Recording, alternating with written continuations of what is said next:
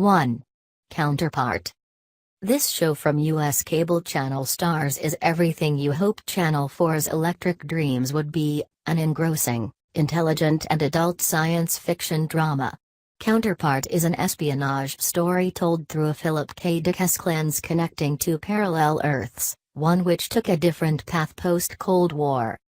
With Oscar winner J.K. Simmons leading an impressive cast, including British talent such as Olivia Williams, Nicholas Pinnock and Harry Lloyd, it's no wonder that it's scoring 100% on Rotten Tomatoes.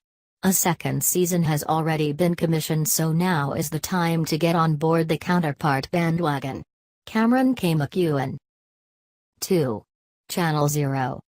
This horror anthology series tackles a different creepypasta, basically, internet urban legend, each season, and the three to date, Candle Cove, No End House and Butcher's Block, have all been truly unsettling and creepy viewing.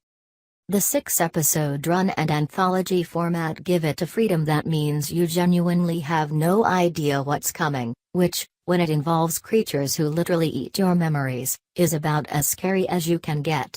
Channel Zero constantly delivers images that haunt you long after the season is over, making it without doubt the best horror series around. We're not sure we've ever seen anything like the Tooth Child in Candle Cove, and it has haunted our dreams ever since. Ian Sandwell. 3. American Vandal. You might well have heard of Netflix's American Vandal, but if you haven't seen the 8-part series, you've probably dismissed it as a one-joke making a murderer serial spoof.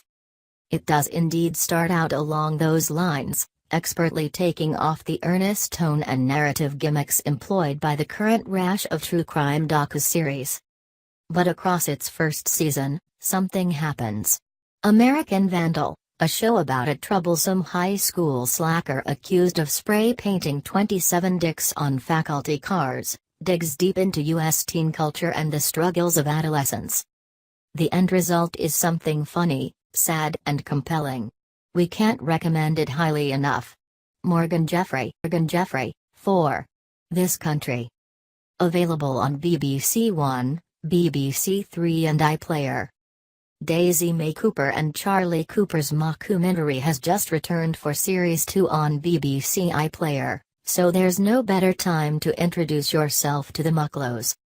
Likely to be almost too painful for people who grew up in a village, This Country is a sharply observed look at life in the country with all its quirks and challenges. Most importantly, it's consistently hilarious, ringing big laughs without needing to resort to over-the-top sitcom moments, largely thanks to the engaging performances of the two creators and stars. Add in one of the funniest characters that you never actually see in Carrie's mum, also voiced by Daisy May Cooper, and you have the best mockumentary since The Office. Is 5. Easy. Available on Netflix. Joe Swanberg, a major figure in the cinematic mumblecore movement, which emphasizes naturalistic acting and dialogue over plot, brings his very particular style to series television with Easy. Though each episode focuses on a radically different collection of characters, the series is always set in Chicago and always, one way or another, comes back to its major themes of sex, romance and relationships in the 21st century. Easy is of a very particular flavor and won't be for everyone, and as with every anthology series, the quality from episode to episode can be variable, but when it's at its best, the show is smart, charming and makes you think. Oh, and some phenomenal casting. Dave Franco, Jake Johnson, Gugu Mbatha-Raw and Aubrey Plaza are among those to have appeared. Doesn't hurt. MJ. 6. Mary Kills People. Mary Kills People does exactly what it says on the tin. Hannibal's Caroline Davernaz plays Dr. Mary Harris, who, alongside her work at Eden General Hospital's emergency department, has a sideline in providing assisted suicide. Dark, witty and provocative, Mary Kills People builds on a unique premise to weave in twists and turns without ever compromising the show's reality. There's a lot going on here: comedy, drama, philosophy. But a stellar lead performance from Dave Arnaz is the glue that holds all these genres together, and the end result is something a bit special. MJ. 7. Search Party. Available on all 4. A mystery series for Generation Y, the first season of Search Party follows lifelong doormat Dory, Alia Shawkat, and her eclectic gang of self-absorbed friends as they hunt for the missing Chantal Winterbottom, Claire McNulty. Each season is made to binge-watch, 10 hilarious, weird but engaging episodes, at 22 minutes apiece, with the second run daring to get even darker and becoming even more addictive in the process. We defy you not to fall for this show's offbeat charms. MJ. 8. Dark. Available on Netflix.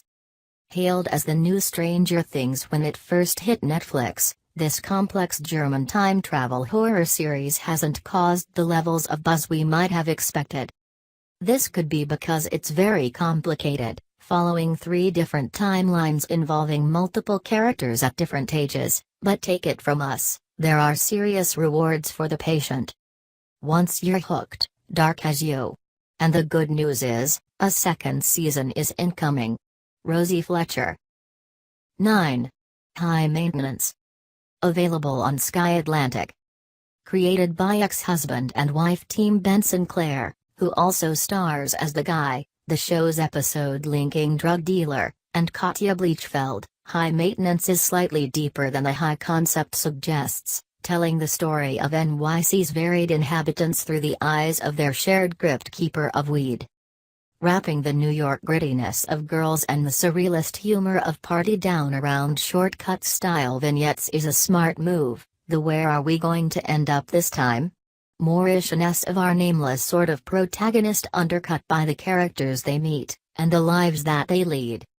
It's Martin Scorsese's After Hours through the bottom of a bong, and we hope it's a hit here, too. Matt Hill, 10. Marvel's Runaways. Available on Syfy. On the surface, Runaways appears much the same as any other show about middle-class teenagers. You've got the jock, the pretty girl, the emo, the wannabe cheerleader, the nerd and the social justice warrior, all trying to fit into the cliched American high school experience. So far, so stereotype why. Oh, but there's one tiny thing that sets it apart from the rest. The kids discover their parents are supervillains. But far from being superhero Gossip Girl, Runaways seamlessly tackles a range of themes throughout its first season that could not be more relevant to young people today, from growing up and questioning authority figures to the much darker realms of sexual assault, mental health and racism. This is also a show that celebrates diversity. If you're one of the people clamoring for more women, more BAME representation and LGBT+ superheroes in the MCU, well, this is Marvel's answer and we're giving them an A. The first 2 or 3 episodes stick to the much-utilized Marvel formula, but once it starts digging beneath the surface stereotypes, hold tight, because this show is not what you think it is.